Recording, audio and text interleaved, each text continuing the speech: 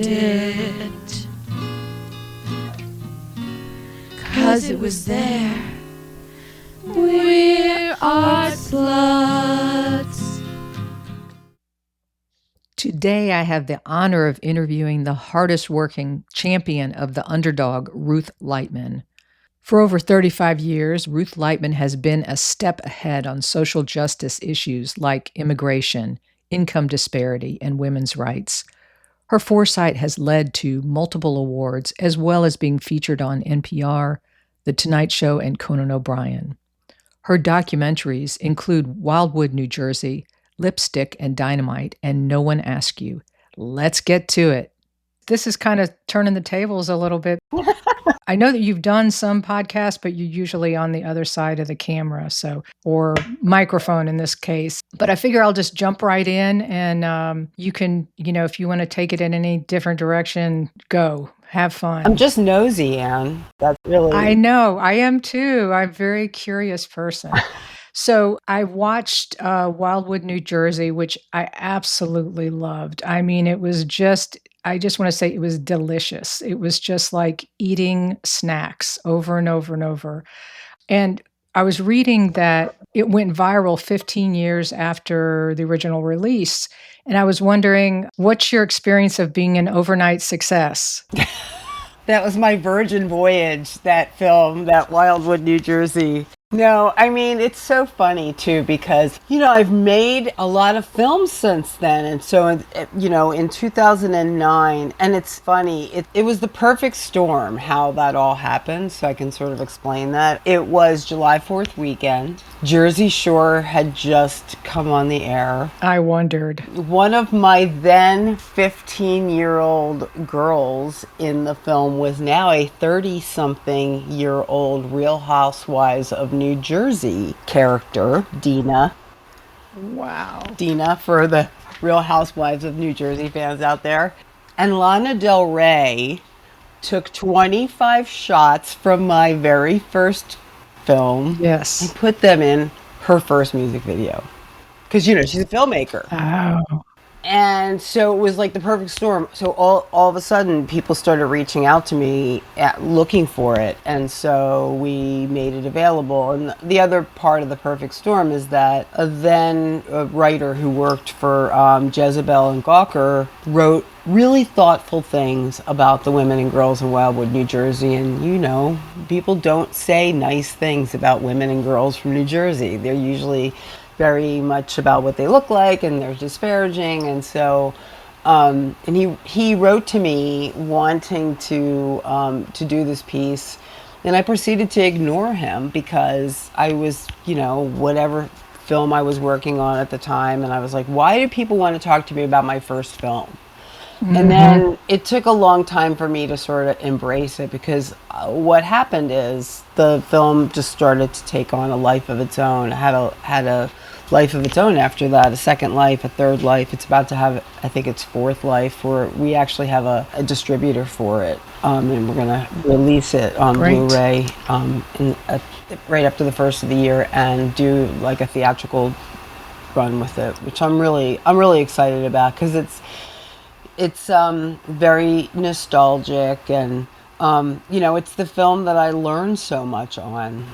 For any techno goons out there, it's shot on Super 8 in the 90s. Oh wow! Which makes it look like the 80s, which is part of the appeal, I guess, because it looks so retro.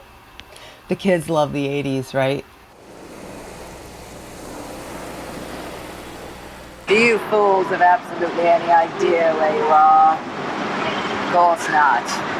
Welcome to hell! Whoa, whoa, whoa, those wildwood days. Those wild, wild, wildwood days. Oh, baby, every day is a holiday.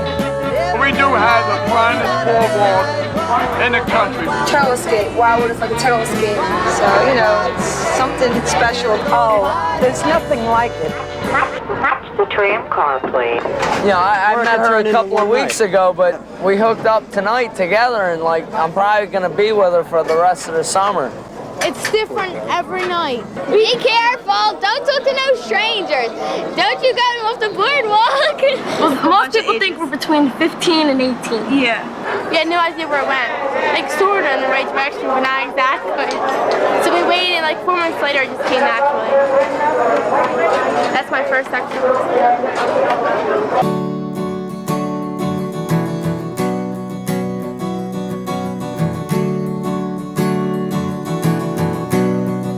I'm outgoing, but she's real outgoing. She's everything that I am. I just woke up, starving. Right now, I gotta think.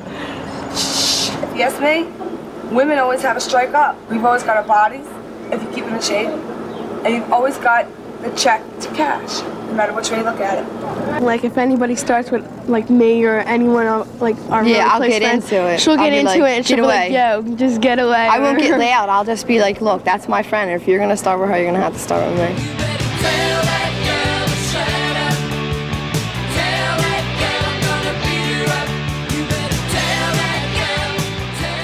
I got arrested for fighting.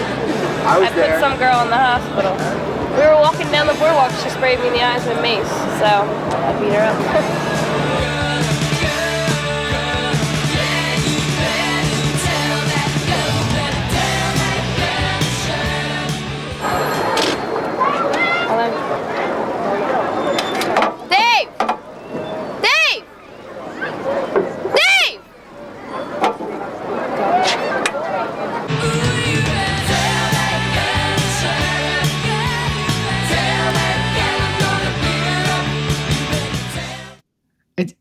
It's like 30 or 40 years back.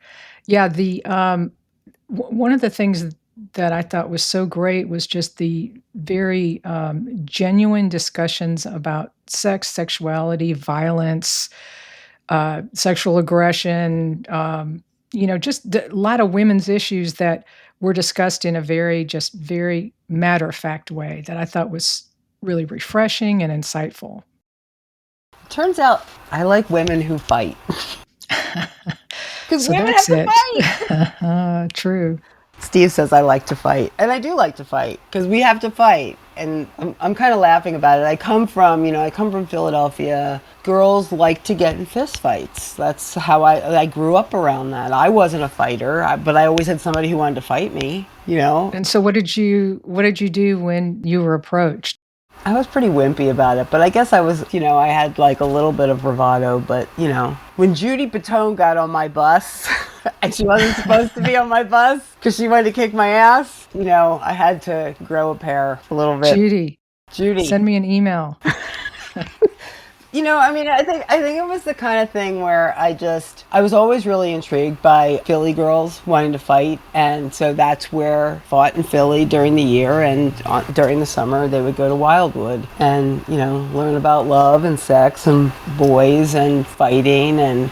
And I just really liked that whole like vacation town aspect of it. It was where firemen and policemen's kids and, people who worked in the trades, their kids all went to the beach. And that wasn't the upbringing necessarily that I had. So I was always really intrigued by that. On the Jersey Shore, where you went on the Jersey Shore was very much dependent on your socioeconomic class.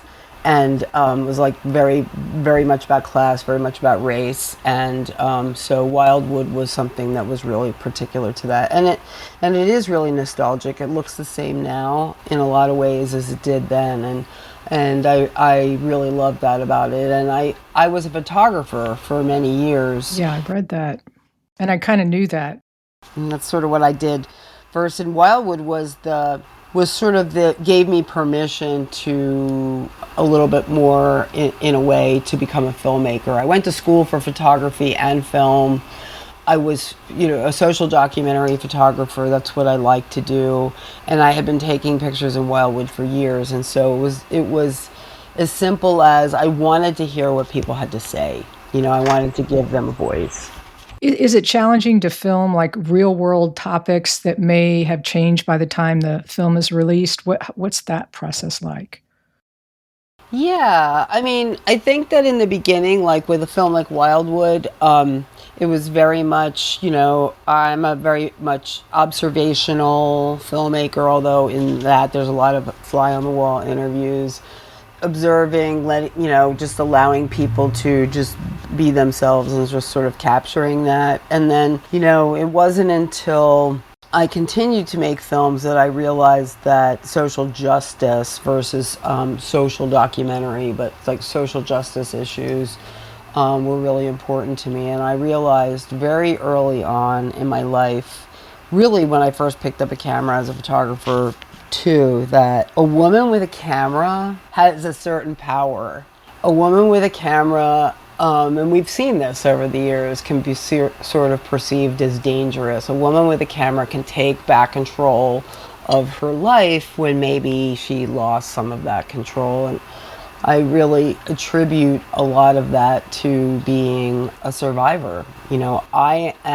I think about this, and I talk about this a lot now because if no one asked you, but I am a working photographer, filmmaker for decades because I'm alive, because I had an abortion, 2 actually, right in a row, with the same person who I was in a very abusive relationship with when I was a teenager. And so that gave me permission to, I think, go out into the world and share those experiences, but also to empower myself and hopefully empower other women and girls to find the thing that they are most passionate about and use that to escape and thrive. You read my mind. That was my next question, was just there's this common theme of the underdog and the survivor, especially in the topic of women. So I appreciate you sharing that with me. And I agree. It's difficult. There's still such a taboo around the topic of abortion, and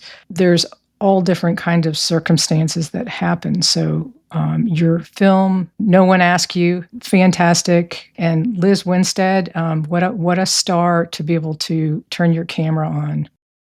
She is amazing. Liz is the smartest one in the room and the funniest one in the room, and also was a lifeline for me. So, what happened there was in 2012, I was traveling around with my film, Tony and Janina's American Wedding, which is an immigration documentary. And we were invited to a conference called Netroots Nation. And Netroots Nation, it's an incredible conference that happens every year in the summertime. Just happened last week. It happens every summer. That is a gathering of people who work in activism around issues. And then there will be all of these different organizations there. National Federation of Teachers was there that year, and all of these different, activist groups. And Liz was there in 2012 while I was there. Gotcha. Liz was there when I was there showing my immigration documentary. And the reason that film was significant at the time kind of is now again. That's what I was kind of thinking about. Yeah, absolutely. Speaking to, things changing when you make, or not changing when you make films. As you will hear, Ruth Leitman was at the forefront of immigration reform, which led to progress.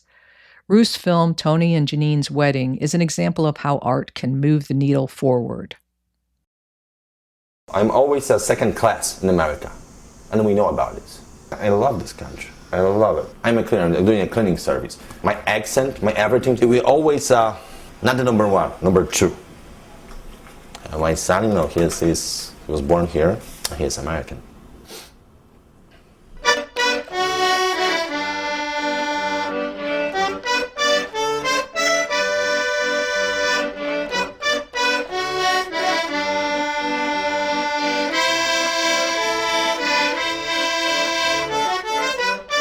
Chodźcie, idziemy zobaczyć kołyskę Grojanek.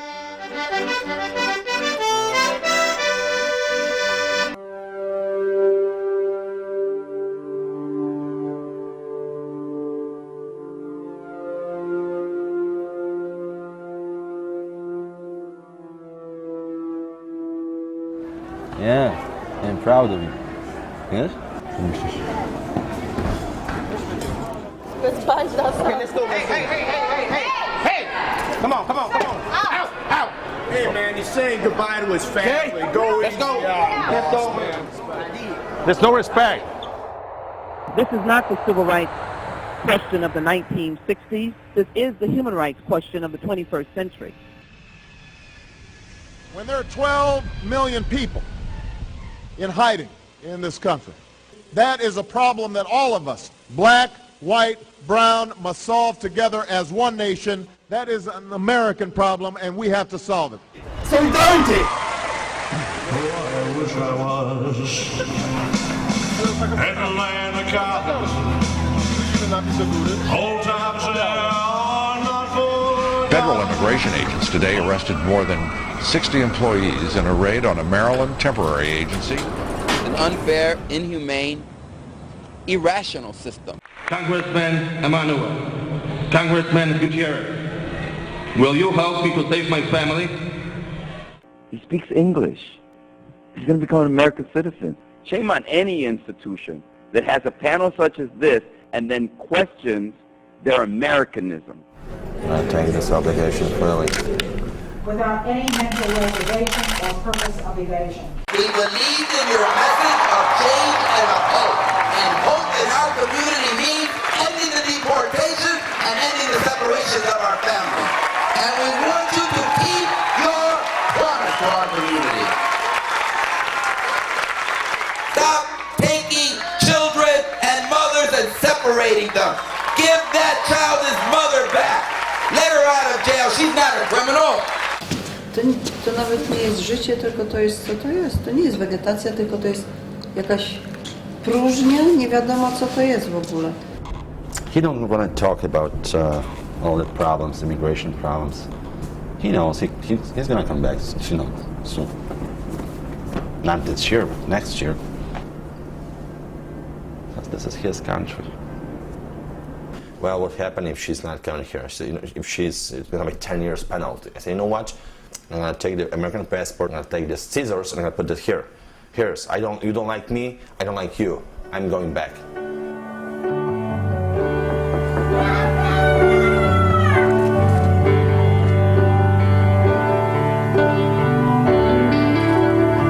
I've been on the outside in zones of the lightning hearted, singing my way out of realities before they started. And I could tell you stories about the other side of sameness. I've run with the possessed, the anarchistic, and the self-proclaimed rebellious. So in that film, Tony and Jeannie's American Wedding, it was a tiny little film about a Chicago family. The wife was deported. She and her son went back to Poland. They were from Poland. And I was hired to make this short little documentary piece about them.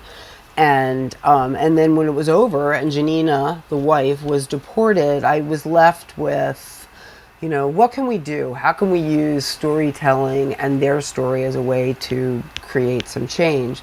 And long story short, our little immigration film became a New York Times international breaking news story when the family in the film was reunited, because we became a thorn in the side of the Department of Homeland Security. Great. And I feel like that's very important, because you can use media, whether it's visual media or audio podcasts like you're doing, you can use visual media as a way to really hammer home and highlight something, and it's how you bring attention to it.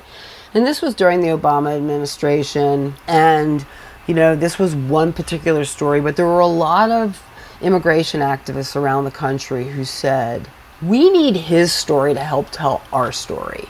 We need this white family to help tell the larger immigration story, because our system is broken and no one is really talking about that. It's not about borders, it's about a shitty deal that happened between Clinton and Newt Gingrich in a midnight hour, that was going to be fixed in the 80s, and then it wasn't.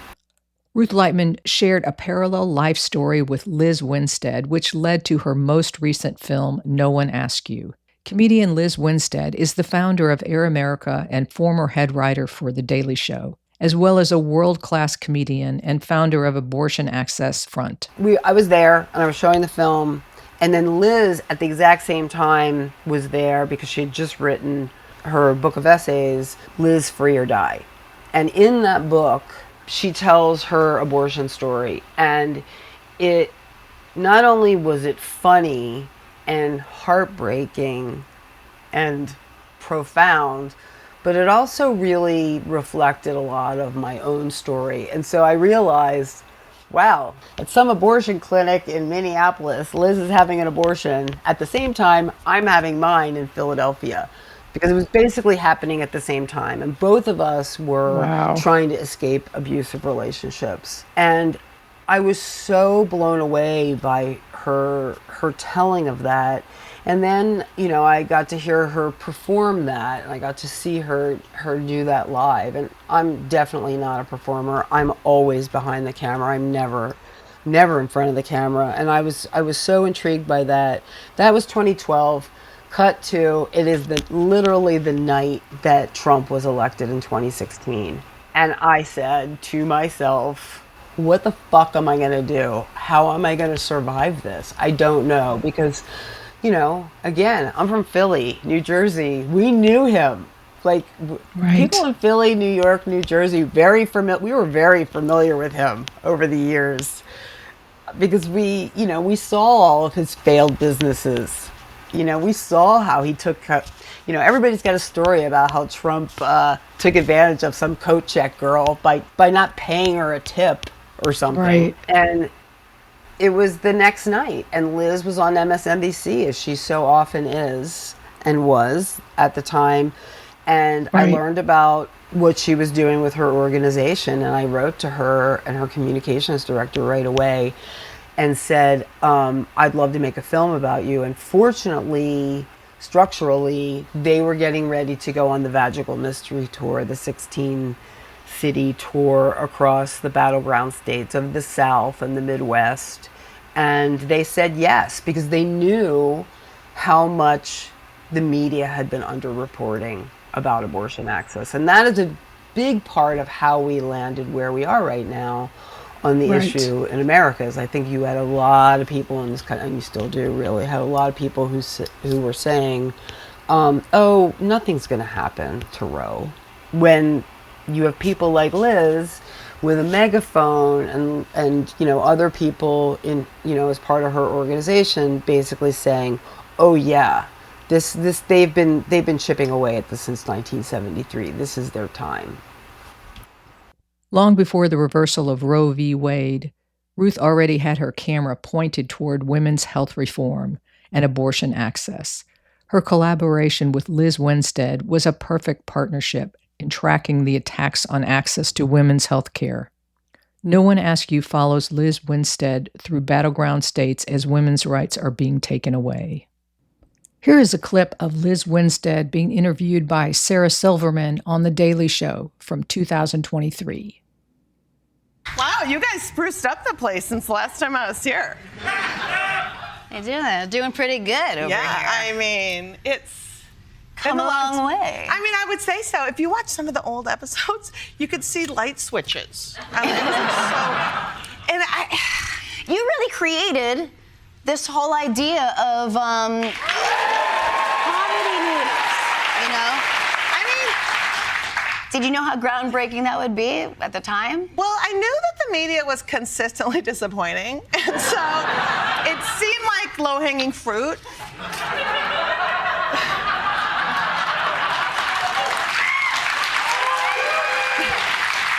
Especially when the show caught on, and instead of the media being like, you know, maybe we should really be investigating stories. They were like, funny graphics. That's what the public wants. Like, they stole the wrong thing. So you founded Abortion Access Front. I did.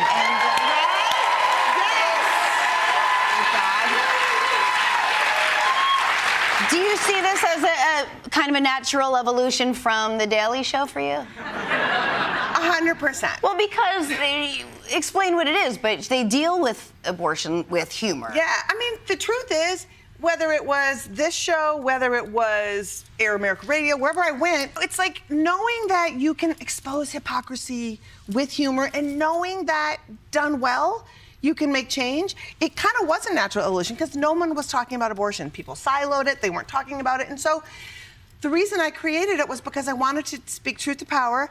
Also, if everybody felt freaked out when Roe v. Wade fell, like, did all you feel like, what do I do?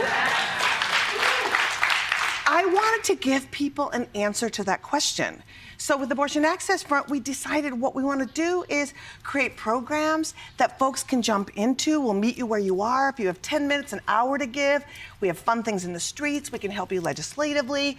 We have this great program called Operation Save Abortion. It's pretty simple. It's a 5-part series. Get together with your friends, do it, and learn how you can actually do more than just march, because that just feels like you're an anger fluffer at that point. Right. Where's the release? Anger fluffer. So, I feel like people really want to get involved. And so with us, it's like, we just watched the Super Bowl, $100 million ads by people who are funding anti-abortion garbage, and we're having bake sales to try to get people to get services, right? So,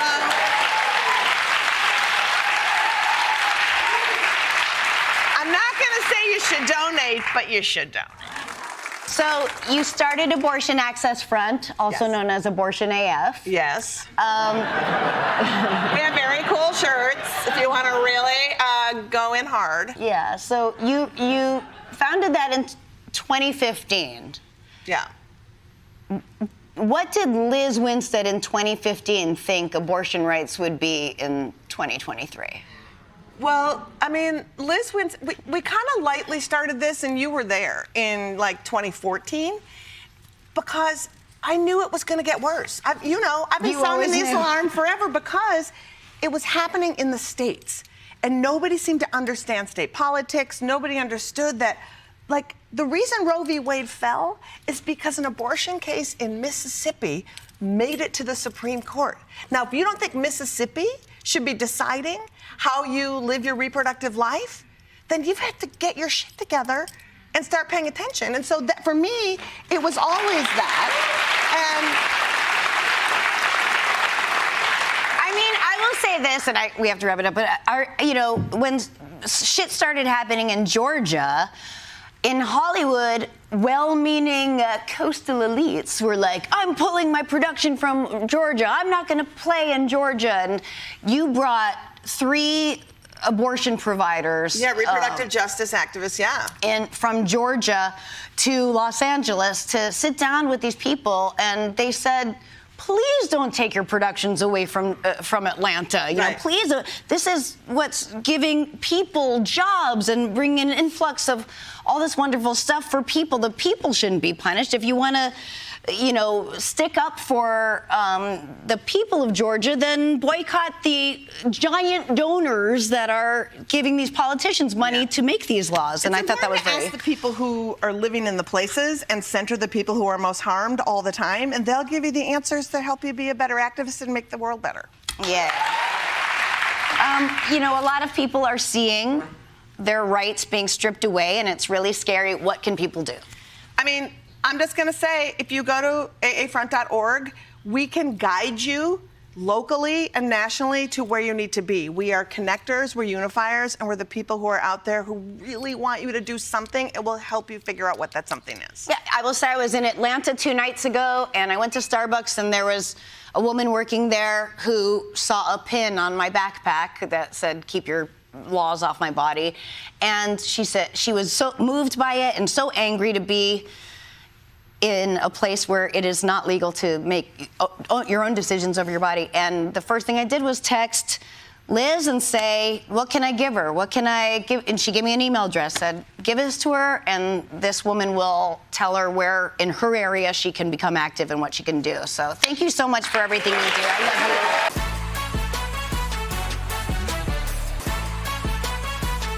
Yeah, and I think it's part of the larger picture of women's stories and women's history. It's just underreporting, underdocumenting, under history of, kind of in all areas. So I really identify with what you're doing and what Liz is doing. And, I selfishly enjoy what I'm doing, but I also hope that at some point, maybe, like you said, you tell your abortion story and then it touches somebody and causes them to. Yeah, I think right now abortion storytelling is really important.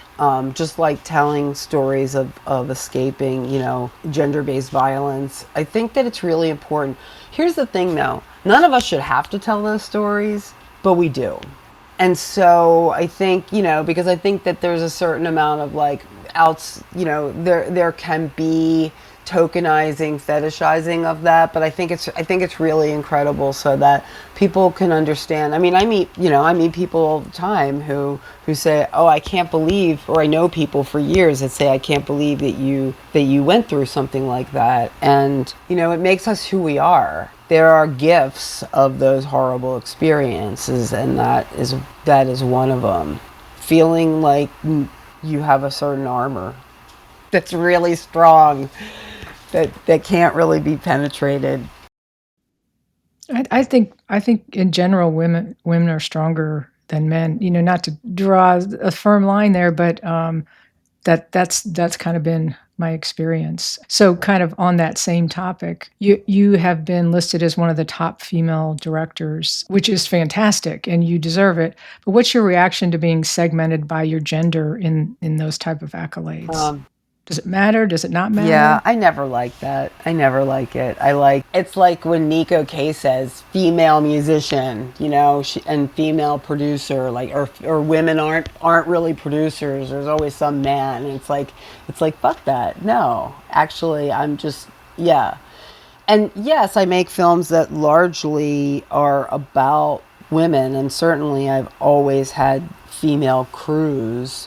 Always, 98% of the time. But I prefer, I think I won an award for this film at a festival, and it was the top, and I was the best woman director, but there wasn't a best man director. So when I list it, I just say best director because whatever.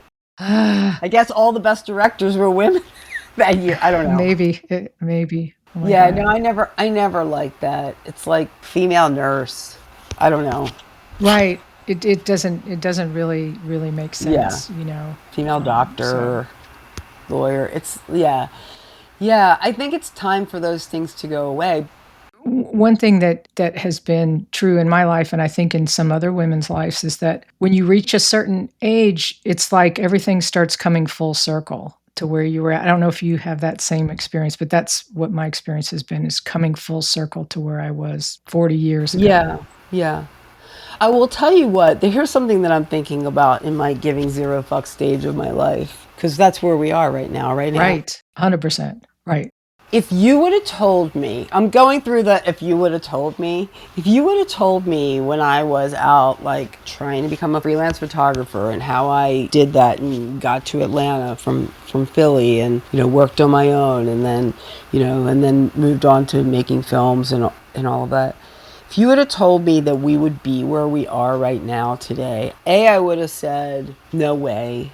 And B, I would have said, why should I even try? And so I'm glad that I didn't know that we would be where we are now, because I love being behind a camera, and I love telling people's stories, and I love listening to what people have to say and telling their stories. And so I'm glad that it wasn't the barrier, but we have really done ourselves a disservice as a generation. Yeah, I'm definitely kind of going through that. And I also, just to knock my own industry for a second, because I like to disparage my own industry because they've done a terrible job, especially with women. Same in music. People of color too, for sure. Yeah, I'll get to my thoughts about the music thing in a minute. But the very idea that, I'm in an industry that's very unsustainable. Like, no, we can't make a living being documentary filmmakers. And so that was something else that I didn't realize. Oh, here are all these people who are doing it, and they're making one. And for me, it wasn't about making money, but it was about, being able to sustain myself and make another film and another film. It really is a film it's a very elitist kind of industry. Like, if you have family money, you can be a documentary filmmaker, and yet you don't necessarily have the life experience that makes you the right person to tell that story. Interesting. So that's something that I'm sort of reflecting back on. The music industry, I'm glad to see some strides recently, but the way I became a filmmaker in the first place is I actually wanted to be a music producer. And when I was a teenager, I did an internship at a recording studio when I was living in Philly, and I started doing a deep dive into who are the women who do this. And I'm going to date myself by saying this, but the year that I had this internship was the year that Steely Dan Asia came out, and there was a female assistant producer on that, assistant engineer, I think she was. And I was like, oh, whatever happened to her? And I'm looking her up, and I'm looking her up. Women who worked in the industry then fell prey or they got out. Yes. And they were gone. Well, and I think also there's that element of, I don't know if you've had this experience, but there's that element of, you know what, I just have to get to the next day and I have to accomplish whatever specific goal I have to in order to get the film out or to make my sales the next day or to release this album. And so you kind of gloss over some things that maybe you wouldn't have been okay, but because you gloss over them, then they become okay. It's very conflicting. Yeah.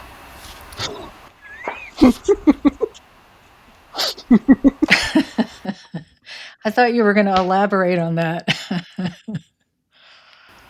This is where I'm at the point where I'm like, do I say, like, the stuff that I was a part of and that I witnessed, it was pretty nuts.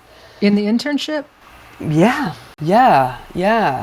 I will just say that Drew Dixon and the film, that documentary film that she's in, Off the Record, that talks about her time in the music industry, is so groundbreaking and so revealing and so horrifying. And I've gotten to connect with her a little bit, on social media and stuff. And I had to just tell her, that I experienced some similar things. I wasn't in A&R, obviously. She was. I was, but she was so smart and trying to make a career. That was the other thing. It's like, how many A&R women were there? They just didn't exist. She existed. I mean, she was a little bit later than when I was trying to, work in a recording studio. I was fascinated by that, and I really wanted to do that. There was no way to do it unless you were willing to sleep with someone. There wasn't. There's a story for you, I'll tell you. That would be a good one. I'm sure there's just limitless stories to tell. Well, let me just say this. Yes, go ahead. I can say this. The person who was the engineer at the studio had a very successful career. Did he have to wear jewelry on his ankle later? Okay. Yeah, he did. Did he have to wear a big fat bracelet on his ankle later? Yeah, he did. Wow. That's vague. No, I get graphic. It. I'm gonna switch gears a little bit, although we could probably go deep into that. So let me know if you want to come back to it. I also absolutely loved Lipstick and Dynamite, and I'm not the only one who loved that movie. I had seen it when it first came out and then watched it again a couple days ago. Was the television show Glow with Marc Maron, was that connected in any way with your film? I'm a huge Marc Maron fan too, by the way. I just think he is Me too. Great. And actually, Nico Case was on his show the other day, and I am told that she talked about me on his show because of that, because of the film, and there's this whole connection to her aunt. I can kind of explain that, but when that series came out, I cannot tell you how many people contacted me and said, is this your show? Is this your show? And I was like, no, actually I had another show. We actually had a pilot deal on a show around my women's wrestling story, but it never went to series. And when Glow came out, and I did really like Glow. I thought Glow was good, but the stories of the women, the original women of wrestling, are infinitely more fascinating. I'm just going to say that. Way more. Oh my God. Here again, Ruth Leitman was ahead of her time with her 2004 documentary, Lipstick and Dynamite, that features women professional wrestlers in the 40s, 50s, and 60s. Ruth interviewed the fabulous Moolah, Mae Young, Gladys Gillum, Ida Mae Martinez, Ella Waldeck, and Penny Banner. Let's take a listen to the official trailer for Lipstick and Dynamite, Piss and Vinegar, the First Ladies of Wrestling. One of these people is the world's champion wrestler. The other two are imposters and will try to fool this panel. Will the real Fabulous Moolah, please stand up. They were the first ladies of professional wrestling. The men didn't like the girls because we would go out and steal the show. And of course, drop kicking was my forte. Scratch, bite, pull hair, thumb in the eye.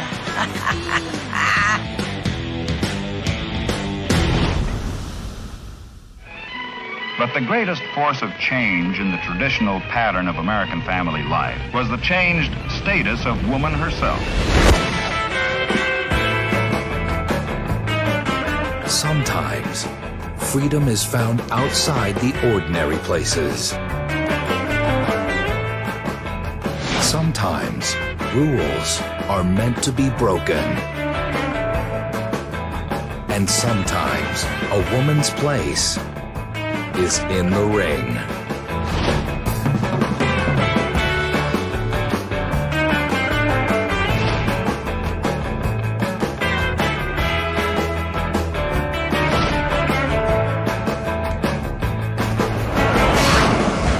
Lipstick and Dynamite.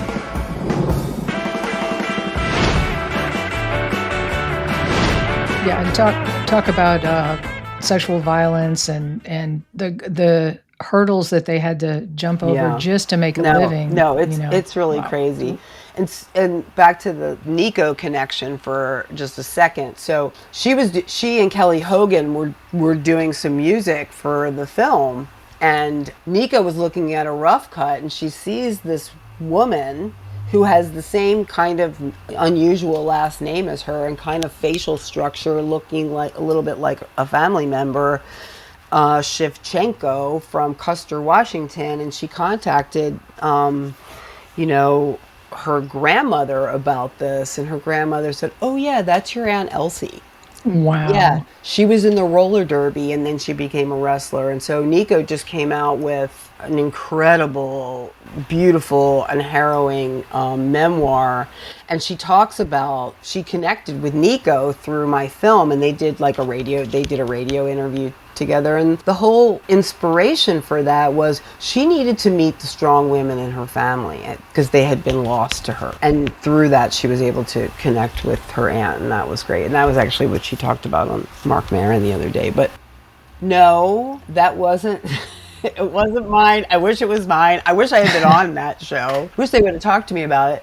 Because also, Lipstick and Dynamite has had a few incarnations. I wrote a script because I knew, I wasn't actually sure that was going to be a documentary. I just wanted to interview all of those women and figure out what was going to happen next.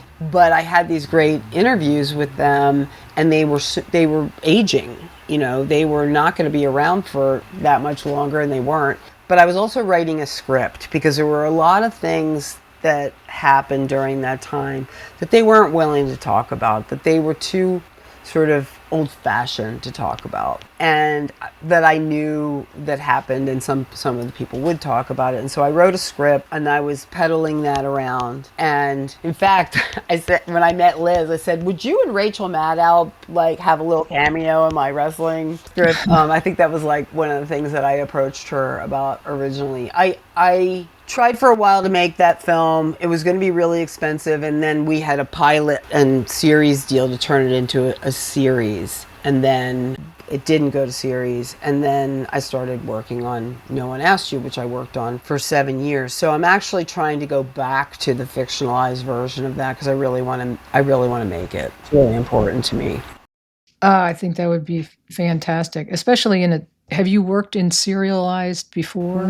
Well, actually, No One Asked You was going to be a series, nonfiction, and then other nonfiction, but no, I have not. I have not successfully sold a fiction series to a streamer. Really, that's their loss. Is it because you need to put out? I need to put out. I guess I need to. Now, it's too late. Funny that you should mention that. I think it really is time. And there's been some other, there was a film that came out in the last year were actually the author of the book that it was based on spoke to me and spoke to all of my wrestlers. I wanted to see that sort of come and go before I went back out with it, and so I'm planning to do that again, because right now, even though it's always been really hard to get documentary work funded, especially documentary work that's about hot button issues, Right. like women's health care, Right. not men's health care, women's health care, that it is really important to me to work in fiction, and it's also really important to me to work with comedy, and that's one of the things I learned in this, with this project, is that we really need levity now in a big way. And so I'm working on a couple projects that are fiction, and but everything that I do that's fiction is always based on something. The thing I try to cheer myself up, which I want to know what you do, so I'll tell you what I do. I remind myself of my early punk rock years, and I remind myself that culture doesn't change through politics, it changes in other ways, community, arts, and so forth. How do you cheer yourself up when you get down about the subject matter that you're covering? Well, first of all, I agree with you 100%. We're going to save us. Our politicians aren't going to save us. We're going to save us. And so that is community. So it really is. Community brings us joy. It makes us feel seen and heard and understood. I think that, how I'm getting it through I have to look at the water every day. So I'm in Chicago, but we also are most of the time are at an undisclosed location on the other side of the lake from Chicago, where we're really close to the water.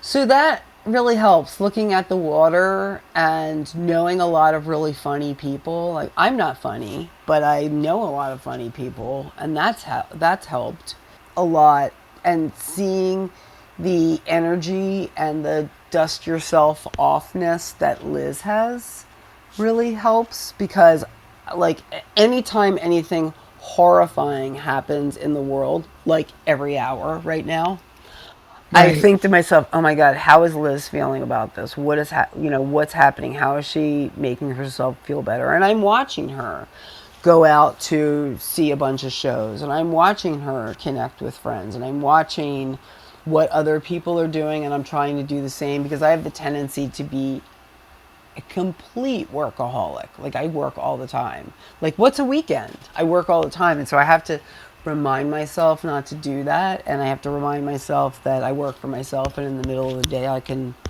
do whatever I want. I can screw off and take a walk, go have coffee, do whatever. And so that helps a lot. But we have to be ready for the long haul, and we have to be ready to talk to our friends and relatives and people who don't agree with us. There's a whole lot of people. Turns out, I lived in Atlanta for all those years, but there's a whole lot of people who I might have agreed with politically then, and then I go away and I'm like, the atmosphere has really started to take hold on people that I would have never thought would have become so staunchly conservative and I'm going to just say misguided. I think it's really important. Like, I do get some satisfaction out of saying, hey, we all have to do something. Like, literally everyone has to do something in order for things to change.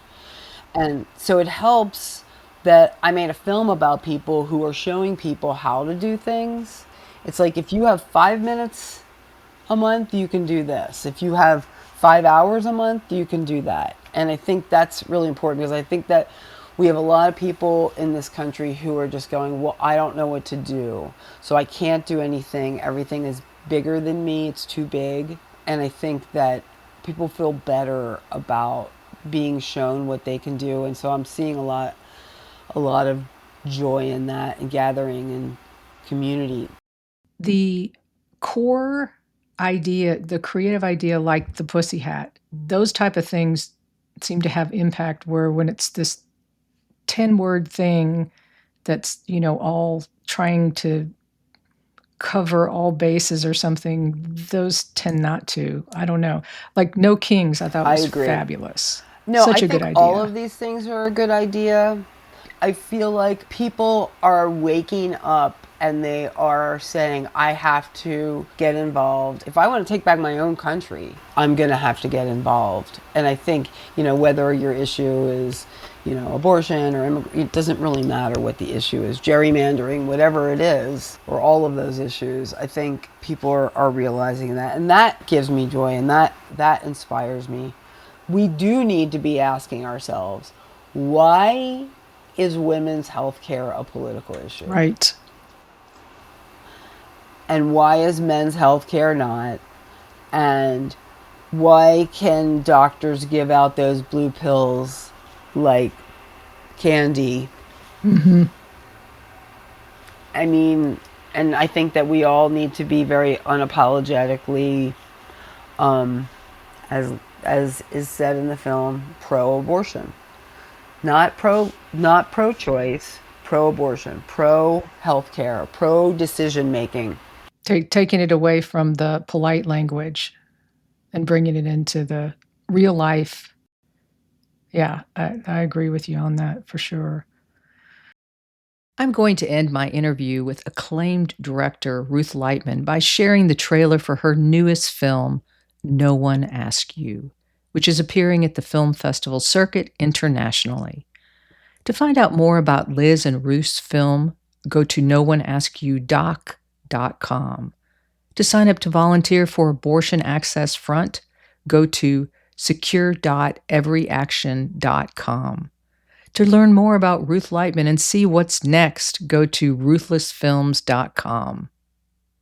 Everybody please make some noise right now for Lizz Winstead. I created The Daily Show, and I was the head writer there for 3 years. Joining us now is my old friend Lizz Winstead. You can't get birth control pills anyplace because if you menstruate, you're having an abortion. I would get people outraged, and then I couldn't give people a call to action. You don't make a ton of friends being the abortion comedian. So I formed Abortion Access Front.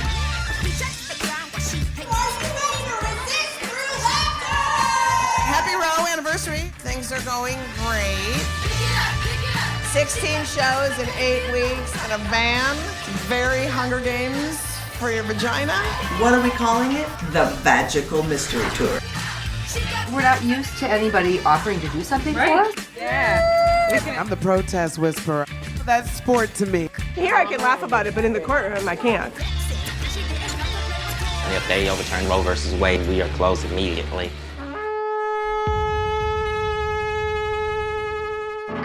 All around the country, they're influencing legislation. This is what it means to be on the front lines. Guys, listen to this.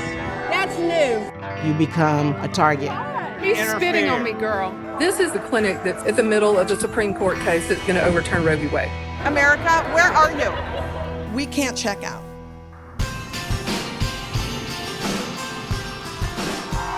At the end of their day, they plot how they're going to terrorize us tomorrow. At the end of our day, we celebrate joy. We're not just here tonight. We're going to be causing trouble all week. We'll be ready to fight and continue to fight. This is not a march. This is a movement. Thanks for listening to Art Sluts Radio. Hey, if you identify with the Art Sluts, explore our herstory at artsluts.net. That's ARTSLUTS.net. And purchase downloads of our music wherever you stream music. All contributions and purchases will go to support Planned Parenthood. Currently, 21 states have limited access to women's health care, including abortion, and 15 of those have a total ban. Talking about your abortion experience, voting and donating to support abortion rights will make a difference. I